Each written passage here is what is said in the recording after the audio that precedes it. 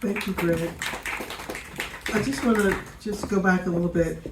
Greg shared that we started working with him on the movie Soul, and just to kind of let you all know that, during our deep dives, it's kind of what we do. I reached out to Greg a couple of years ago, and I told him that we wanted to create a traveling experience based on the movie Soul, and I wanted to have as much knowledge as possible for us to create a traveling exhibit based on the movie Soul, but that would talk about the fact that jazz is an American art form and it started here. And Greg was our advisor and helped us on that journey. And that Soul exhibit is still traveling. It kicked off here in New Orleans, went to Kansas City, it's in New York, and in the fall it heads to the New York Hall of Science because they're going to talk about the science of jazz.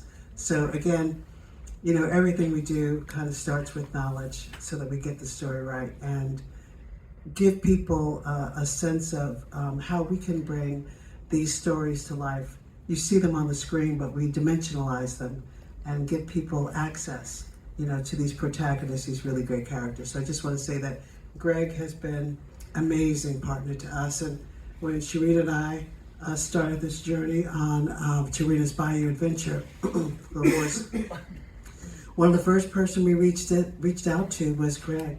We're starting this journey and to really help us understand the complexity and the diversity of music here in Louisiana, in particular New Orleans. And he gave us great guidance along with some other jazz historians. So again, it's kind of how we roll, and it excites me. And again, I'm going off on a little tangent here, but I wanted Greg to go a little bit deeper on how he brought this together, because Charita and I are walking through his office, and he has his drum set in his office, and again, in our story we have Ralphie, who is Prince Naveen's little brother, and he's learning to play drums, and it's like, how could that happen, that this is the drum set that millions of people will see for decades to come, and how we came about it. I mean, I wish you can come up here and just share. It's just amazing how things come together, and you never know how it's going to end up. And for it to now be part of our story, just amazing. Thank you, Carmen. Yeah, and it's funny too that because we have, the Drumsville exhibit also as the Jazz Museum, we have musicians from literally, all the New Orleans musicians from all over the world coming through, and we've had so many people sign the snare drum, and so there's some great names on there. Herlin Riley, who I think is one of the best here in New Orleans, and Joe Lasty and Shannon Powell, Stanton Moore, etc. So there's a really rich history. And it's the rhythms, it's the drums that really have influenced dramatically the soundtrack of the 21st century. And it's part of our story. Yes, indeed. Yes, indeed. Thank you. Yeah, so I'll elaborate on how it integrates with our story. But the Jazz Museum has, as everybody has said, has been a wonderful, wonderful resource for us. And we did bring on several occasions different groups of people to come here and do research.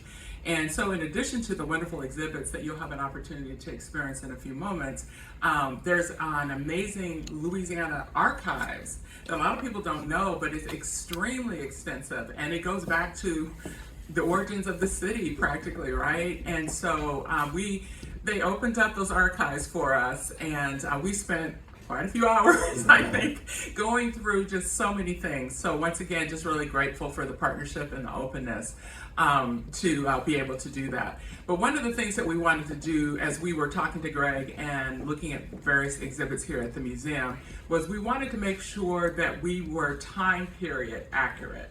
As we were learning about jazz and we were learning about all the different musical styles that have a home here, we wanted to make sure that we weren't getting ahead of ourselves, right? We didn't want to bring something in from the 50s when our story is in, the mid to late 20s. So this drum set is an example of that. Like Carmen said, we walk into Greg's office. It's a children's drum set. Our attraction is a musical. I think you guys all know that, right? It's a musical, and we do have a focus on music as well as community and family and some of the other things that we have talked about over the last couple of days. And so in addition to that, we want to make sure that music is accessible to everybody, and we really want to encourage everybody to just kind of dig into their own sense of rhythm. Carmen has often said she wished that we could have like a dance routine with our attraction, but safety is not going to allow that. Right.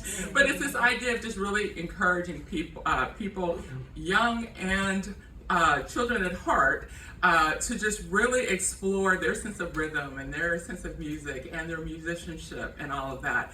So as we were putting together our story, we were able to get a couple of books from Disney Publishing.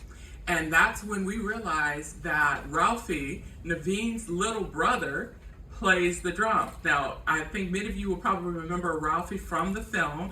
At the end, I think he's the one dancing with Charlotte. She wanted to know if he had an older brother.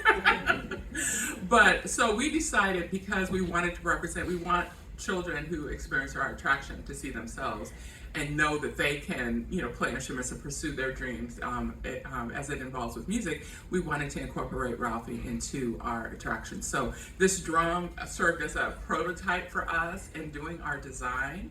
And I think I can go ahead and reveal our next conceptual piece that we want to share with all of you is a picture of Ralphie playing the drums.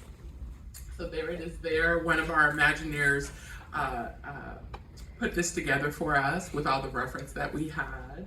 And once again, Ralphie will appear in the attraction. I'm not going to tell you where, but he will appear in the attraction. And once again, it's a beautiful opportunity for young kids to see themselves playing an instrument. I think I'll point out too, the radio back here, we wanted to make sure, once again, from a time period perspective, that we were being accurate, and we do have a radio show as a part of the attraction.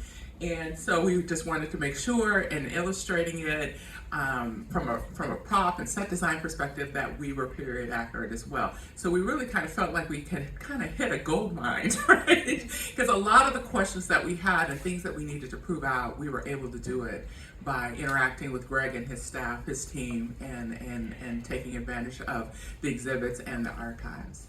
And I just want to point out a magic moment that we had. When we were upstairs in their archives, which is vast, we're all sitting at tables going through newspapers from that period of time. And again, as Charita shared with you all, how our character, Tiana, overtakes a salt mine. And lo and behold, one of our designers picks up a newspaper. And in the newspaper is not only the salt mine, but also the water tower.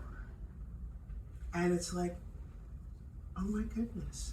Yeah, it was really cool. We had wanted to have a water tower. Yeah. And so once again, as it has happened many times, we have designed something because we feel like it feels right. Mm-hmm. And then we have been able to come here and validate that we are accurate. So it was a pretty magical moment. It was, yeah. So it's sort of like, it's like what you all are experiencing here in New Orleans. It's a magical place. You come in one way, you come out another, inspired. Your curiosity is heightened about the world, and you feel a sense of acceptance, and always something new to discover as well. So we're very grateful, Greg, to you and your staff. We're very grateful. Thank